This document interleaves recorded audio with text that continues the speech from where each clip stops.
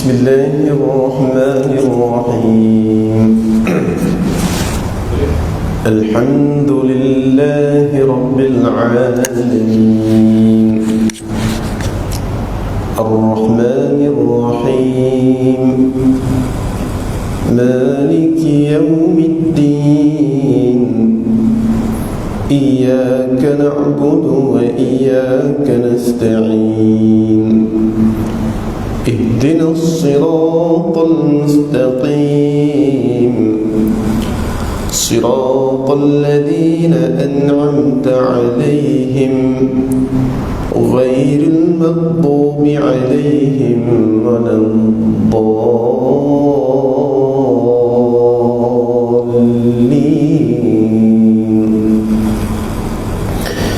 بسم الله الرحمن الرحيم. يا أيها الناس اتقوا ربكم الذي خلقكم من نفس واحدة اتقوا ربكم الذي خلقكم من نفس واحدة وخلق منها زوجها وبث منهما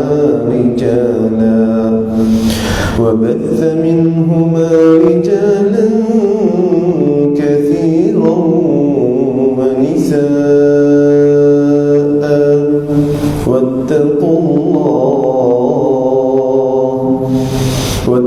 الله الذي تساءلون به والأرحام إن الله كان عليكم رقيبا. Sadaqallahul Azim. A'udzu minasyaitonir rajim. Bismillahirrahmanirrahim. Alhamdulillahirabbil alamin wassalatu wassalamu ala asyrafil anbiya'i wal mursalin sayyidina wa nabiyyina wa habibina wa syafi'ina wa zukhrina wa maulana wa qudwatina Muhammadin al-Mustafa sallallahu alaihi wasallam wa ala alihi wa ashabihi ajma'in. Allahumma ya muqallibal qulub, ya Allah, kalau ya Allah yang boleh membolak-balik hati kami, tabbit qulubana ala dinik, ketetapkan hati kami ya Allah pada malam ini di atas landasan agama Islam. Allahumma ya musarrifal qulub, ya Allah, kaulah ya Allah yang boleh mengubah hati-hati kami. Sarrif qulubana ala ta'atik, kau ubahlah hati kami ya Allah daripada hati yang lalai kepada hati yang taat, daripada hati yang buruk kepada yang baik, daripada yang baik kepada yang lebih baik ya Allah. Allahumma iftah alaina hikmatak, ya Allah, bukakan ke atas kami hikmah-hikmah, kebijaksanaan kepada kami. Wansyur alaina, dan limpahkanlah kepada kami ya Allah min khazain, dari segala sudut khazanah rahmatika, rahmat kasih sayangmu kepada kami ya Arhamar Rahimin. Wahai Tuhan yang maha pengasih lagi maha penyayang. Wa qad rabbi shrah li sadri wa yassir li amri wahlul 'uqdatam min lisani yafqahu qawli. Wa sallallahu ala Muhammad wa ala alihi wa sahbihi wa sallam. Walhamdulillahi rabbil alamin. Wa ba'd. Assalamualaikum warahmatullahi wabarakatuh. Insyaallah, alhamdulillah, syukur kepada Allah Subhanahu wa taala pada malam yang dirahmati Allah ini, kita dalam bulan Syawal. Jadi saya stopnya untuk membacakan kitab iaitu daripada Imam Al-Qurtubi yang biasa dibaca, juga pensyarah daripada Imam As-Suyuti iaitu kitab At-Tazkirah lil Ahwalil Mauta wa Umuril Akhirah, iaitu peringatan tentang hal-hal mati dan juga tentang perkara-perkara urusan akhirat. Dan juga kitab itu disyarahkan oleh Imam As-Suyuti rahimahullah ta'ala, Imam Jalaluddin As-Suyuti. Dan biasanya dalam terjemahan diletak kitab Ziarah Alam Barzakh, Ziarah Alam Barzakh. Jadi pada hari ini kita Syawal, iaitu pertama kali berada di sini pada bulan Syawal. Dan tak berapa seronok pula cerita mati. Cerita mati. Tapi biasa saya pergi Melaka, dulu saya teman mak saya, arwah mak saya pergi Melaka sebab atuk saudara semua Melaka.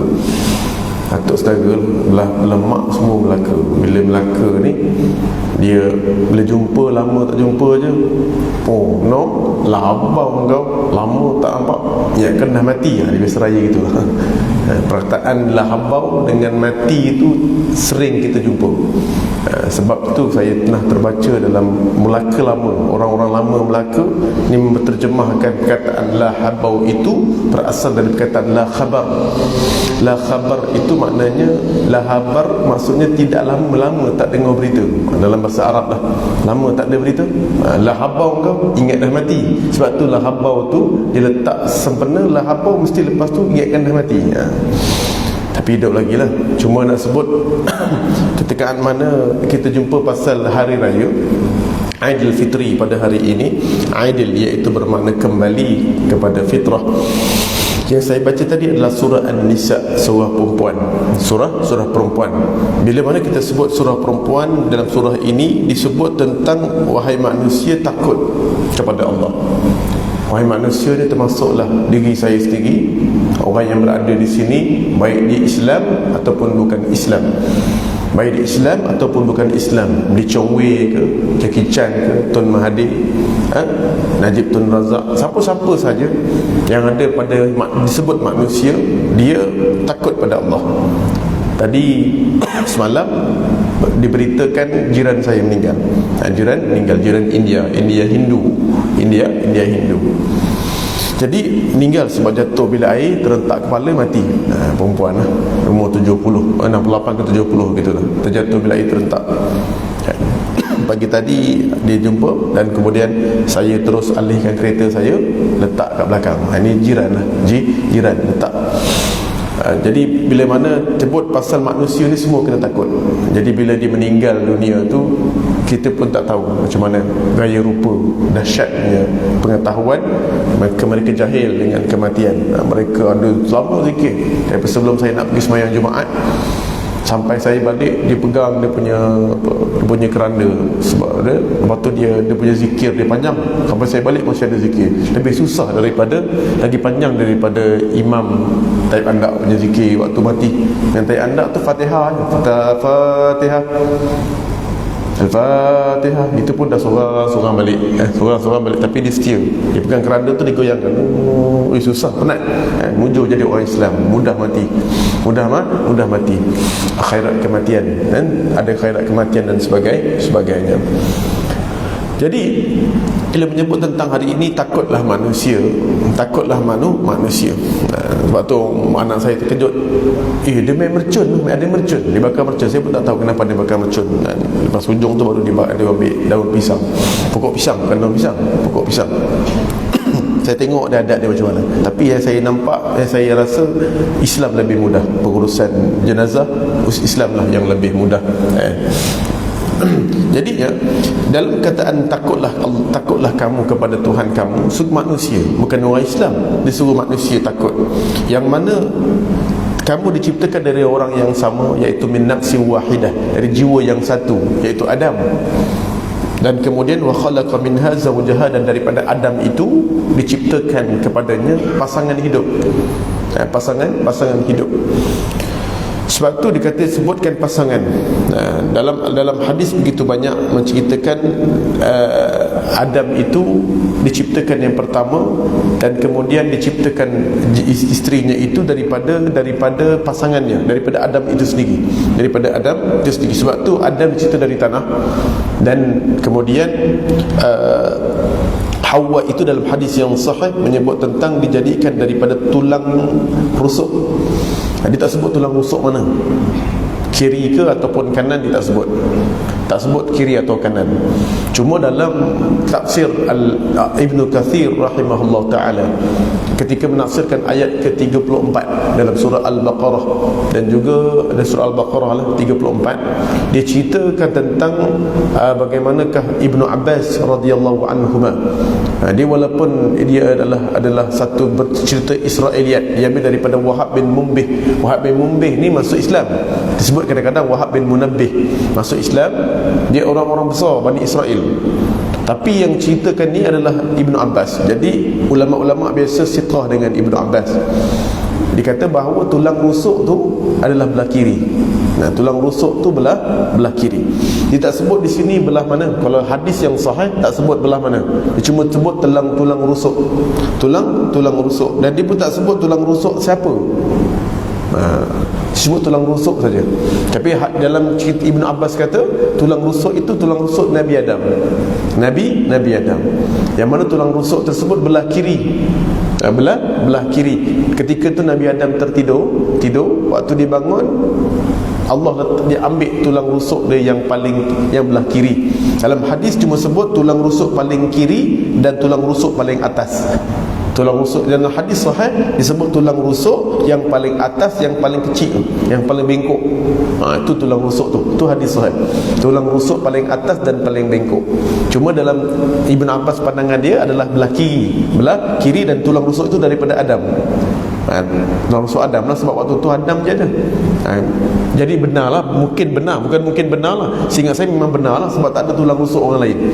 Tulang rusuk orang lain. Jadi kemudian Nabi Adam tidur waktu tu, dia ambil, dan Allah selaputkan tulang rusuk itu yang dah diambil tu kosong, dan kemudian dia letakkan daging yang menyelaputi tulang rusuk tersebut. Jadi sampailah keributnya Nabi Adam terbangun, dan kemudian dia lihat seorang wanita yang dia bila melihat dia rasa senang. Jadi seorang lagi manusia yang sama dengan dia, tapi dia melihat di dalam keadaan senang. Sebab tu kalau kita melihat, kita rasa dalam waktu kita 20 tahun, 25 tahun rasa nak kahwin. Tengok perempuan senang. Kadang-kadang orang tua-tua umur 60 tengok gimnastik, Pandalela, termenung kejap 1 jam tu tak rasa jemu. Tak rasa jemu. Tu kadang-kadang kita ni senang melihat perempuan. Melihat perempuan, AKA ataupun disebut sebagai gatal. Ada saya tengok pakcik tu tengok gimnastik, syok sampai dia terlupa dia tengah tengok spender perempuan, kan? Syok. Mungkin dia fokus pada ni lah, sukan Malaysia. Jadinya bila disenang hati, dia senang melihat perempuan, sebab dia tulang rusuk dia sendiri. Itulah. Tapi dia tulang rusuk. Sebab saya pernah dengar dulu ada satu pepatah, ni pepatah lah, bukannya hadis. Perempuan bukan dijadikan daripada kepala, tulang kepala yang perlu kita junjung dan muliakan. Perempuan bukan kita puja, tidak. Perempuan juga bukan dijadikan dari tulang kaki untuk kita pijak. Dan perempuan ini dijadikan daripada tulang rusuk yang paling kiri, yang dekat dengan hati, yang perlu kita sayang dan jaga. Itulah konon-konon gitulah. Tapi itu kiri ini di Israiliyat, dia tidak mungkin benar, tidak mungkin betul. Tapi kalau yang hadis disebut tulang rusuk yang paling atas, paling bengkok, yang Nabi kata, dia kata kamu tak boleh paksa dia tegak, tapi kamu boleh jaga dia. Maksudnya perempuan ni dia lebih bengkok dari lelaki, dia lebih teruk perangai dia dari lelaki, tapi dia perlu dijaga. Dia tidak boleh dipaksa, tapi dia lembut, dia bengkok, dia memang asal jadi dia bengkok. Sebab tu kalau dia tak jaga, TikTok paling banyak dia, buka aurat dia juga, kan? Jadi dia, tapi dia itu dia lebih, dia tidak macam laki-laki. Saya pernah jumpa, saya warden lama, jadi warden masa dekat madrasah. Saya akan tahu perempuan dan lelaki perangai tak sama.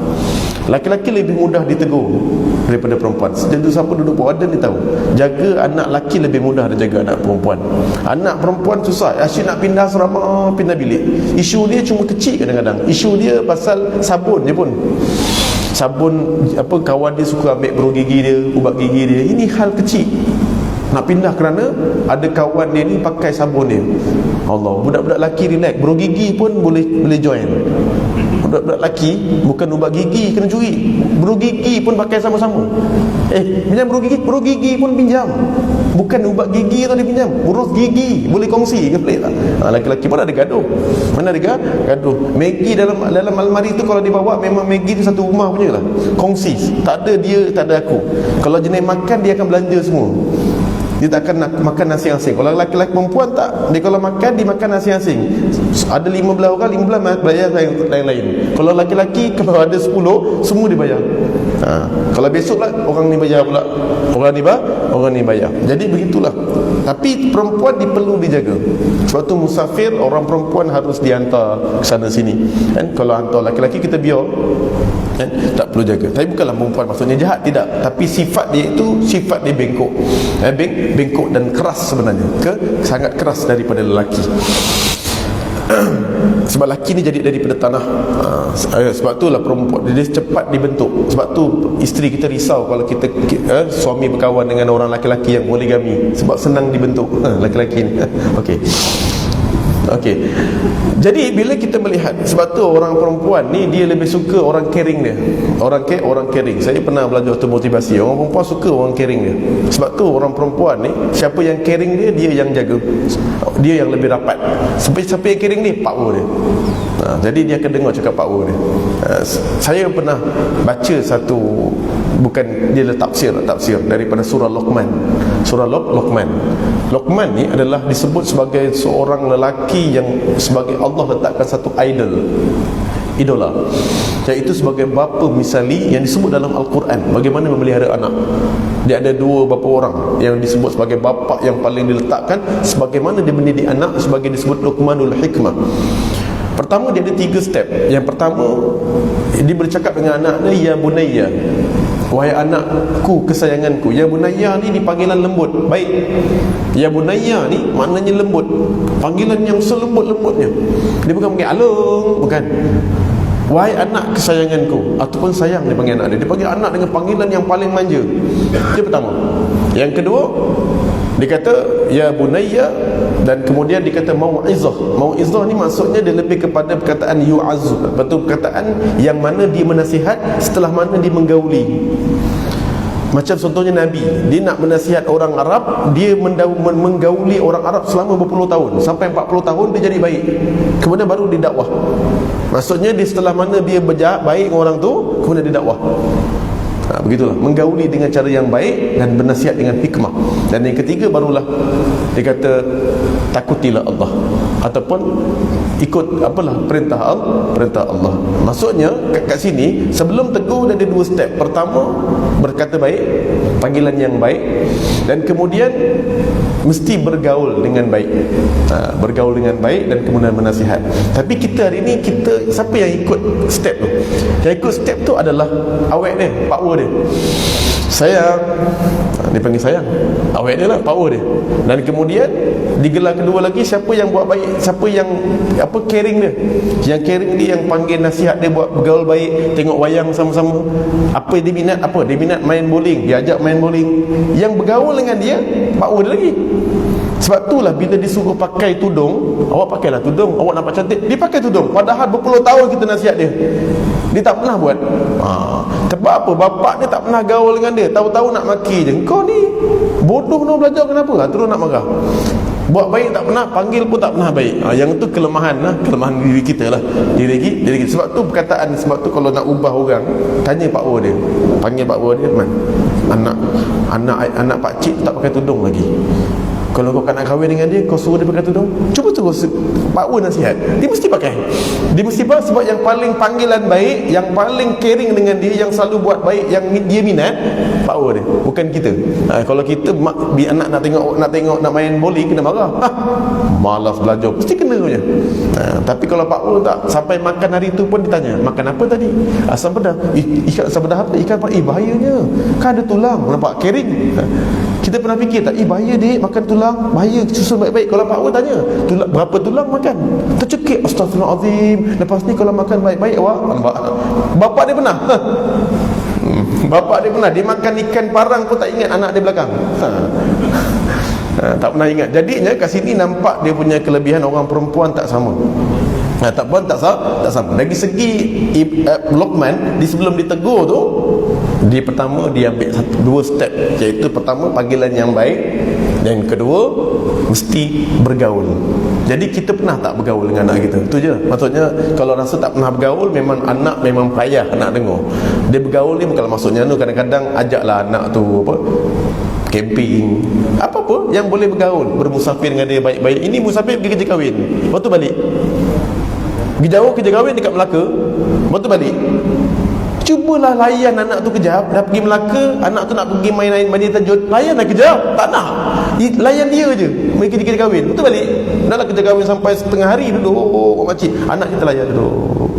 Balik, ya, singgah kejap, John, malas. Dia tak nak melayan, memang tak nak melayan, orang takkan layan dia. Nah, itu je pertama saya tengok dia punya motivasi yang dalam Luqman. Dia suka melayan anak dia. Tak layan banyak, layan sikit boleh lah. Layan macam orang rumah saya, dia ajak pergi mana? Pergi IKEA, pergi, ajak. Nak beli apa beli, yang penting jangan lebih 200. Jangan lebih 200, lebih pakai duit sendiri. Kalau tak lebihkan 200, beribu. Beribu. Jadi insyaAllah, jadinya ketika mana saat disebut tentang Rahman, disebut tentang bagaimana dijadikan satu manusia ni, manusia lelaki dan perempuan, satu sifat yang Allah sebut dalam surah An-Nisa ni berkenaan dengan raya lah, saya nak sebut. Daripada lelaki yang banyak dan perempuan yang ramai, daripada Adam dan Hawa. Di Hawa ni ejaan ni ha waw dua kali, ha waw, Hawa ejaan dia. Sebab Nabi sebut dalam hadisun sahih disebut Hawa. Hawa ni ha lepas, waw tu double, ada sabdu, Hawa, ada hamzah belakang. Jadi bukan Hawa. Ejaan dia adalah HAWWA, ada koma kat atas, Hawa. Itu ejaan Nabi Siti Hawa. Siti Hawa. Orang Arab Hawa, orang Malaysia aja Hawa. Hawa kan jadi hawa nafsu pula, hawa keinginan pula. Jadinya kemudian disebut, sekali lagi disebut wattaqullah, takutlah kepada Allah wahai manusia. Yang mana ni poin paling penting yang saya nak poin hari ini, alladzi tasaaluna bihi wal arham, yang telah meminjamkan, telah meminjamkan nama dia ini dalam kantung-kantung ibu.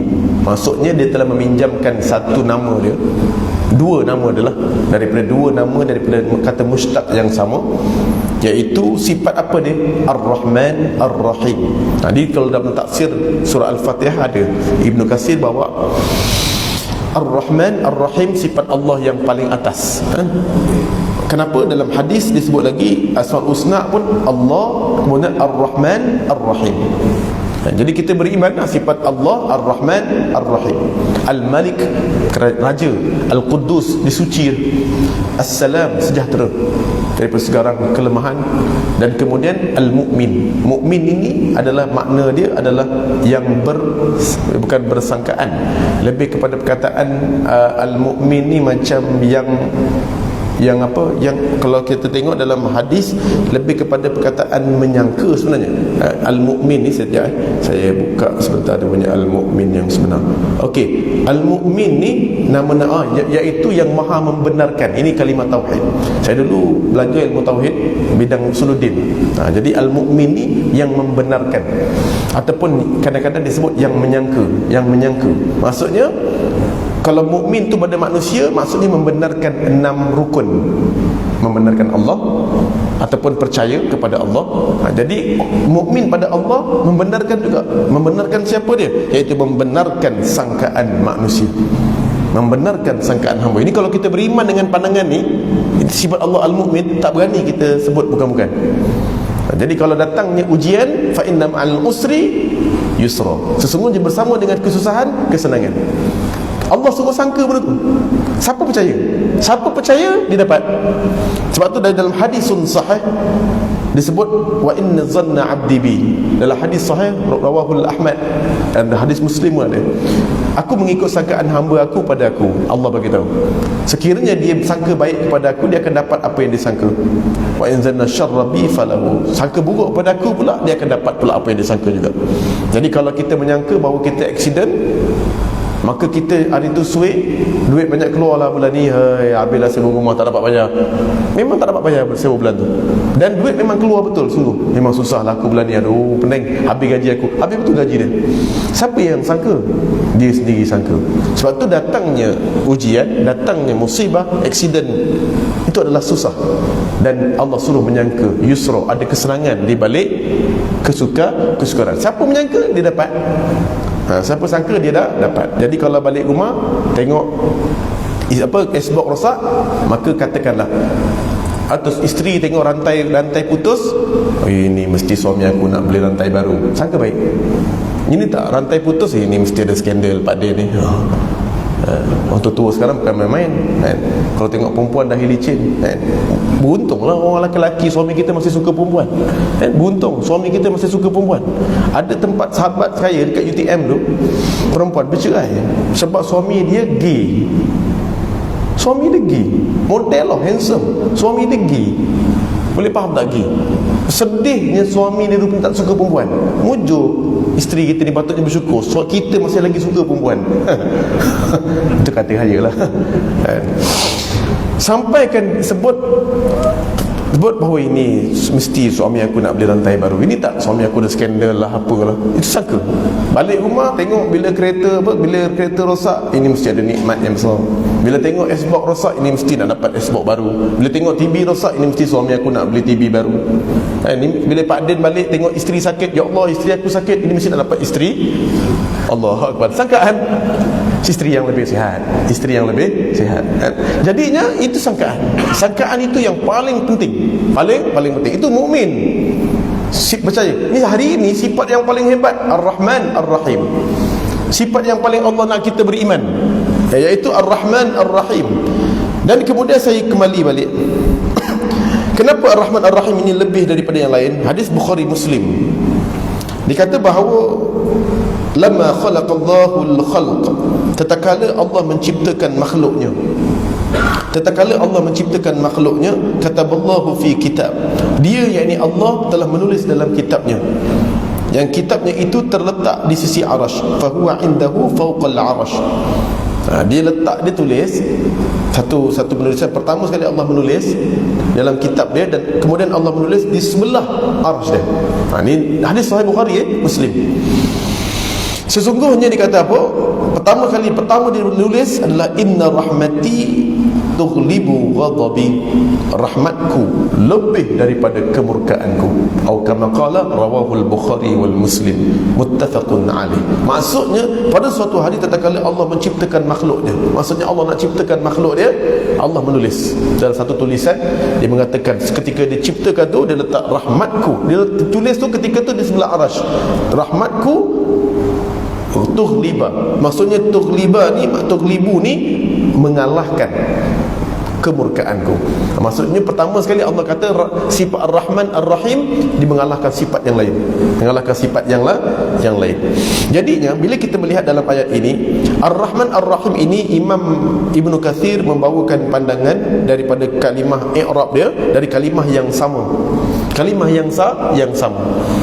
Maksudnya daripada kata mustaq yang sama, iaitu Ar-Rahimah, Ra Ha Mim, ibu. Senangnya induk kalimah yang sama. Macam contohnya Miftah, nama orang Miftah.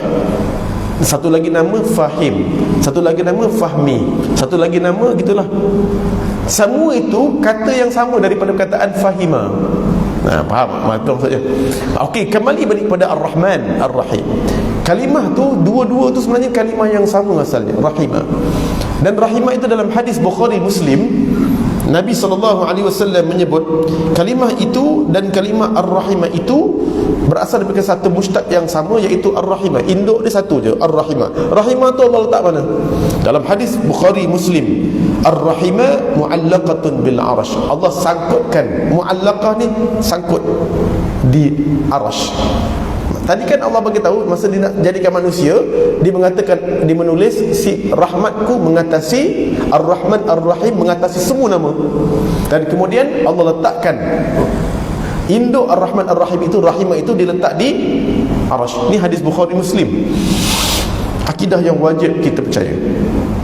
Dan kemudian Disebut dalam hadis, di satu hadis lain disebut lagi bahawa namaku itu iaitu Ar-Rahimah, Ar-Rahman asalnya, khalaq, dan kemudian aku telah menciptakan kantung ibu. Ada sebut tadi perkataan surah An-Nisa, kantung-kantung ibu, dan kamilah yang menjadikan kantung-kantung ibu, dan kami minjamkan kantung ibu itu, wasyaqattu laha isman min ismi, dan aku telah pinjamkan namaku daripada nama-nama aku letakkan di dalam kantung ibu, iaitu Ar-Rahim.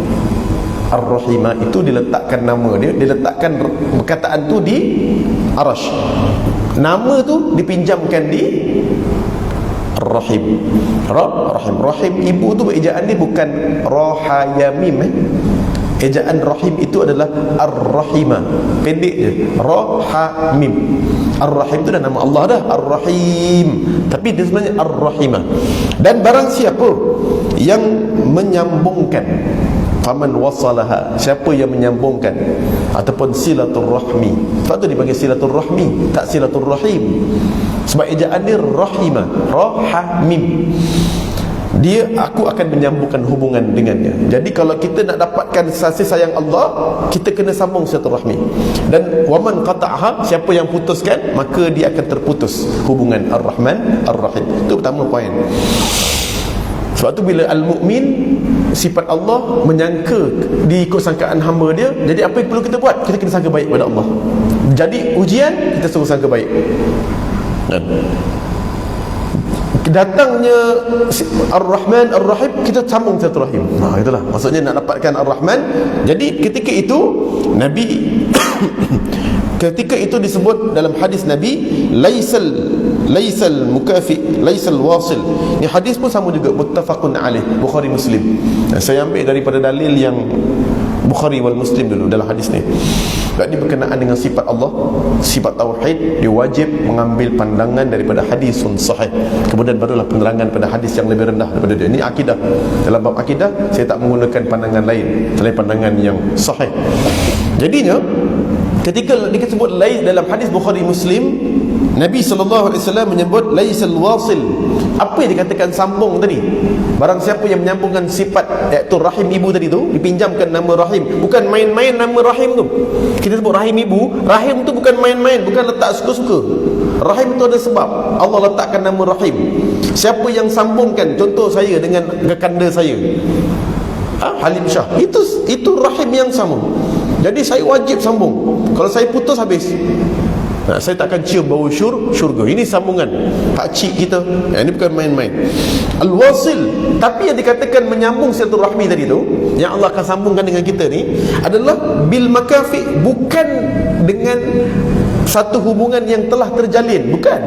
Maksudnya saya dengan musuh saya dah baik, saya dengan Halim Shah dah baik, contohlah, dah baik mengendarai rumah dia. Bukan itu. Saya pergi rumah dia, maksudnya saya setelah menyambung silaturahmi. Bukan. Yang dikata silaturahmi itu adalah al-wasil alladhi idza quti'at, yang telah terputus. Kita nampak benda tu terputus, kemudian wasalaha, kita kerja kita sambungkan. Itu maknanya. Itu baru Allah datang ke rahmat pada kita. Baru namanya silaturahmi. Jadi nampak maklum kita dengan mak kita gaduh, mak kita mati dah. Kita tengok maklum kita gaduh dengan dia dulu, jadi kita jumpa maklum kita raya, contoh kita lah. Itu maknanya. Sebab itulah hadis dalam Riyadhus Shalihin, saat mana mak kita dah mati, dia kata, mak aku dah mati ya Rasulullah, bapa aku dah mati, aku tak nak buat kebaikan pada ibu aku. Apa yang Nabi sebut? Buat baik kepada kawan dia dan sambungkan balik silaturahmi yang terputus. Maksudnya kalau kita sambungkan balik dengan maklum kita tu, contoh gaduh, kita pergi rumah dia, buat baik dengan dia, kita tak cakap apa-apa, buat baik dengan dia, dia baik dengan kita, automatik mak kita dulu yang terputus tersambung balik. Sebab kita dengan mak kita ikatan sama. Tak perlu sebut dia baik dengan mak kita, kita baik dengan maklum kita, dia automatik tersambung silaturahmi itu balik. Mak kita automatik kembali diampunkan Allah dosa dia. Rahman Ar-Rahim kembali balik. Jadi boleh faham dia ayat ni. Jadinya bila hari ini raya, lagi sebut pada hari ini adalah bulan Aidil Fitri, yang saya sebut sebagai satu bulan yang pada saya khurfatul jannah. Kalau Ramadan, kalau bulan Syaban, bulan Rajab, saya boleh panggil bulan Riyadul Jannah, taman-taman syurga. Taman-taman syurga, banyak majlis zikir, majlis selawat, majlis ilmu. Kalau bulan Ramadan, bulan Syaban, bulan Rajab, bulan apa sebelum-sebelum ni. Tapi bila masuk je bulan Ramadan, memang bulan syurga. Terbuka pintu syurga. Tak payah cari syurga, memang syurga dah. Kita ngaji pun dah terbuka syurga. Tapi bulan Syawal, kadang-kadang Riyadul Jannah, taman syurga ni sikit. Nak cari majlis ilmu susah, majlis zikir tak ada. Tak apa yang ada, Riyadul Jannah tak ada, Raudatul Jannah kurang. Tapi Khurfatul Jannah. Sebab apa? Khurfatul Jannah ni kebun, ataupun dipanggil dusun syurga. Kenapa saya panggil dusun? Hadis rawahul Muslim. Nabi SAW dia kata, innal muslim idza aada akhahul muslim. Apabila orang muslim ni diziarah orang muslim, contoh Pak Din ziarah Pak Tam, contoh gitulah, pada malam ni diziarah, maka dia kata saat mana diziarah tu, lam yazil fi khurfatil jannah, dia berada dalam kebun syurga. Allah samakan darjat ziarah tadi tu sama Islam dengan kebun syurga ataupun dusun syurga. Sahabat tanya, ya Rasulullah, kebun yang bagaimana? Nabi sebut kebun janaha yang penuh dengan buah-buahan. Masya-Allah. Malam ni cuba try, cuba ikut baraan. Kalau macam tempat saya tu baraan, dia kadang-kadang disebut marhaban, tapi kalau dekat kampung saya tu sebut baraan. Baraan. Jadi bila sebut, dia bila datang tu confirm, sebab nama pun kebun syurga, mesti kenyang sampai nak muntah. Tengok rumahnya ke-15, nasi tomato macam nak muntah tu. Sebab kena makan. Datang taman syurga, mana dia makan? Taman. Cuba datang masjid, dia makan tak ada kan? Tak ada, kedekut. Tapi kalau taman kebun syurga yang penuh buah-buahan, confirm ada makan. Cuba tengah datang, siapa-siapalah saya datang rumah mana-mana makan, paling tidak pun samprit,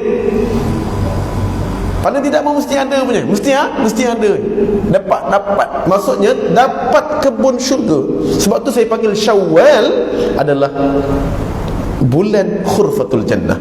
Di Malaysia lah, di Mesir tak ada, tapi di Malaysia saya boleh gelar sebagai bulan kebun syurga. Sebab di bulan Syawal semua orang Malaysia, Melayu ni menziarahi. Saya datang kalau rumah orang, rumah makcik, tak pernah makcik sebut, okey, kenapa? Ni tak ada. Datang waktu raya, masuk. Dia dah tahu dah kenapa. Tak ada orang datang. Waktu datang rumah kita akan tanya kenapa. Tak ada. Waktu lain tiba-tiba datang, Mak Lang datang tu, kenapa pula? Mesti tanya kan, tapi raya tak? Jemput masuk. Sebab apa jemput? Rela masuk sebab langsir dah baru, kan? Meja dah baru, tak ada masalah masuk. Sebab tu datang Ramadan. Kenapa Khurfatul Jannah tak sesuai waktu Ramadan? Sebab waktu pagi orang sahur, orang baru sihat lagi nak bekerja. Tengah hari datang orang puasa, orang tidur. Datang waktu petang, orang nak siapkan juadah buka. Waktu maghrib kejadah apanya pula datang ziarah. Waktu malam lepas isyak orang nak tarawih, lepas tu orang nak tadarus, nak tidur lah. Jadi Ramadan tak sesuai untuk kita ziarah. Bila sesuai? Ramadan, Syawal. Sebab tu ambillah kesempatan untuk datang pada sahabat-sahabat arwah mak kita, bapa kita, dan jangan terlupa musuh arwah mak kita. Sebab itulah dinamakan menyambung silaturahmi. Sebab itu orang yang selalu sambung silaturahmi, datang musuh-musuh, datang sambung balik, dia ini kehidupan ni amat mudah dan diberikan kepadanya sifat Ar-Rahman Ar-Rahim. Jadi siapa sini yang sukar hidupnya, sukar hidup, susah, bukan kerana dakwah. Kalau dia sukar kerana dakwah, itu memang Allah uji dia. Ni sukar kerana dunia, hal dunia dia susah, sukar hal dunia dia. Anak dia derhaka pada dia, padahal tak ada apa-apa pun. Orang kampung tak suka dia, hidup dia sukar dengan dunia. Walaupun dia kaya, tapi sukar hidup dia. Dunia ni, dia kaya tak kaya, hidup dia sukar. Sampai tua hidup dia susah je, orang buang dia, anak dia pun tak baik dengan dia. Cuba tanya balik diri kita, adakah kita ada terputus silaturahmi? Sambung balik, buku ada. Banyak saya jumpa, saya cek balik, tanya ada tak siapa-siapa yang terputus. Mak saudara tak jumpa, kan? Bapak saudara lama tak jumpa 20 tahun. Kenapa? Bapak saudara tu dulu yang menyebabkan mak saya mati. Sudah. Pasal tanah bergaduh 20 tahun tak jumpa balik. Kalau kita dapat jumpa dia, walaupun tak suka dengan Pak Long, tak apalah, yang penting kita nakkan rahmat Allah. Tak nak jumpa dengan dia, niat nak jumpa kerana Allah, bukan kerana pakcik tu.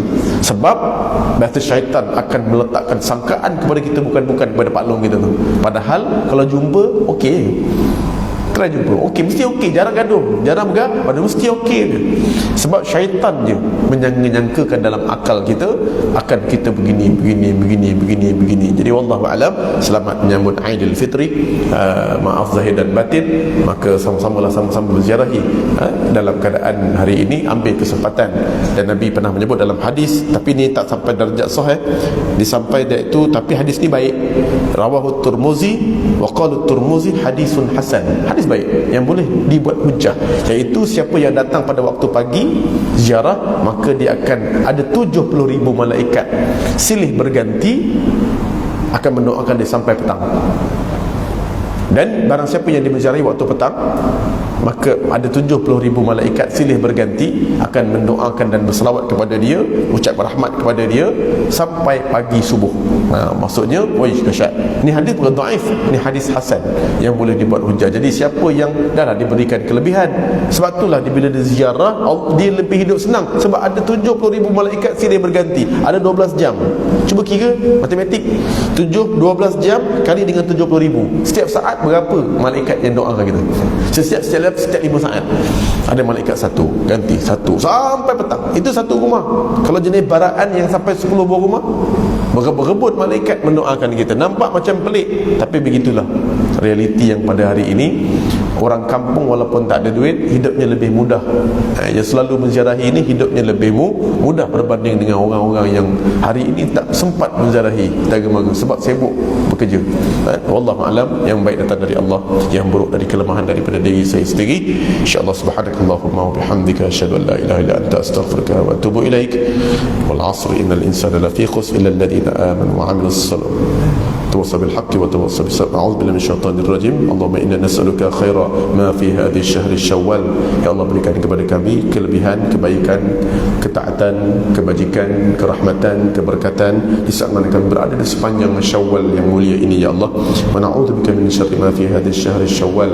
Dan kami berlindung denganmu dari segala kemurkaanmu, kemudaratan, kecurian, kemenangan, kesakitan, dan juga segala wabak penyakit yang ada di saat mana kami berada di sepanjang bulan Syawal ini, ya Allah. Ya Allah, ada di antara kami, ya Allah, yang sakit, sembuhkanlah. Ada di antara kami yang terhaka anaknya, jadikanlah anak kami anak yang soleh. Ada di antara kami yang terputus silaturahmi, Kau sambungkanlah kembali silaturahmi, ya Allah, kami ini, ya Allah. Ya Allah, Tuhan kami, Kau ampunkan dosa kami. Wa sallallahu ala Muhammad wa ala alihi wa sahbihi wasallam.